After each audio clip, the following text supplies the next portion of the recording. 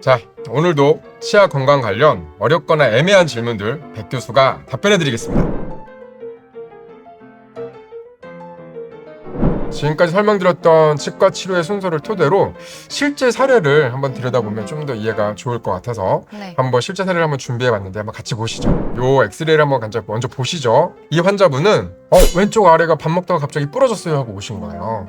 왼쪽 아래라는 거는 우리 눈으로 이 화면으로 보기에는 오른쪽 아래를 의미합니다. 이게 약간 엑스레이는 반대로 보이거든요. 그래서 제가 번호를 표시를 좀 해놨는데 이것도 같이 보시면 1번이라고 표시해놓은 저 치아가 부러진 거예요.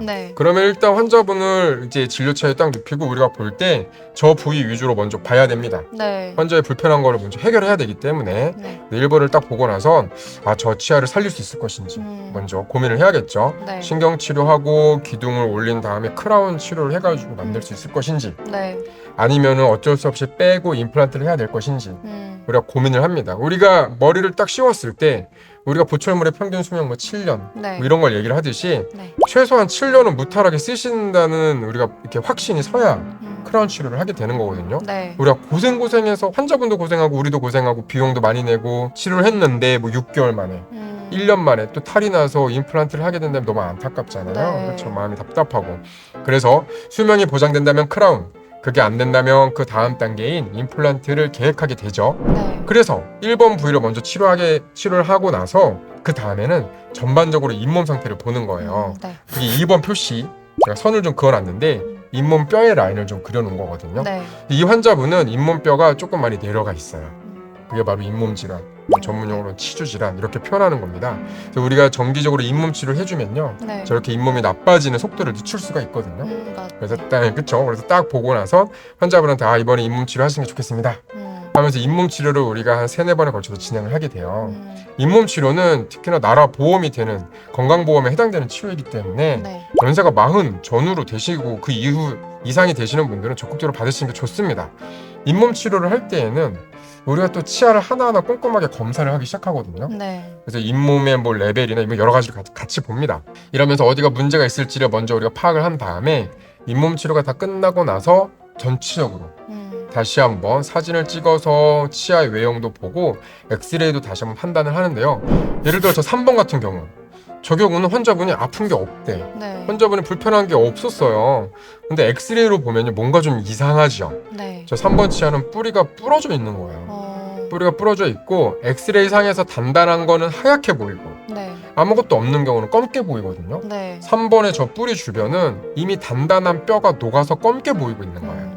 저거를 계속 방치하게 되면은 잇몸뼈가 점점 좀 녹아나갑니다. 나중에 임플란트를 하고 싶어도 하기 어려운 상황이 돼버려요. 이런 경우 환자분이 내가 아픈 건 몰랐지만 아픈 게 없었고 불편한 것도 없었지만 이제 이렇게 다시 한번 설명을 드리면서 이 치아도 치료가 필요하다 라는 것을 전체 검진 시간에 말씀을 또 드리는 거죠. 또 우리가 눈을 크게 뜨고 딱 봤을 때 4번 부위도 뭔가 이상한 거를 이제 의사들은 또 딱 압니다.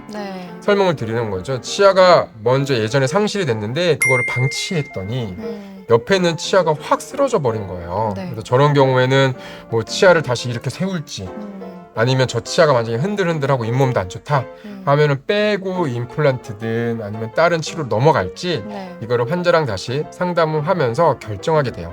지금 말씀드린 걸 보면은 처음에 일단 환자가 불편해서 왔던 거부터 일단 해결을 하고, 두 번째로 전체적으로 잇몸 치료를 하면서 깨끗하게 만들고 정비를 하고, 그 다음에 드러나지 않았지만 계속 문제가 될 요소들을 확인하고 그런 것들을 이제 환자분들과 함께 진행하게 되는 것이죠.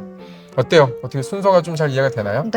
확실히 구내 상태를 또 확인하고 방사선 사진과는 또 다른 검진 결과가 나오니까 순서를 정말 잘 따져서 치료를 해야 할 것 같습니다. 좋습니다. 개인의 구강 상태와 필요로 하는 치료, 시술의 종류에 따라서 순서와 기간, 횟수 등의 치료 계획이 세워지니까 의사분들, 전문가분들의 설명을 충분히 듣고 이해한 후 힘들더라도 긴 치료를 잘 마무리하시는 것이 좋겠습니다. 그런데 이렇게 힘들게 고생하지 않으려면 어떻게 해야 됩니까?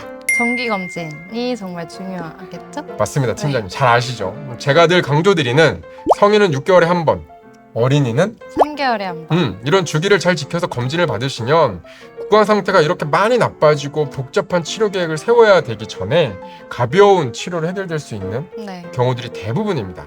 괜찮겠지 하면서 병 키우지 마시고요. 네. 정기검진을 통해서 구강 건강을 잘 유지하시길 바랍니다. 자, 오늘은 여기까지. 오늘 내용이 많은 도움 되셨다면 좋아요와 구독 눌러주세요. 안녕. 안녕.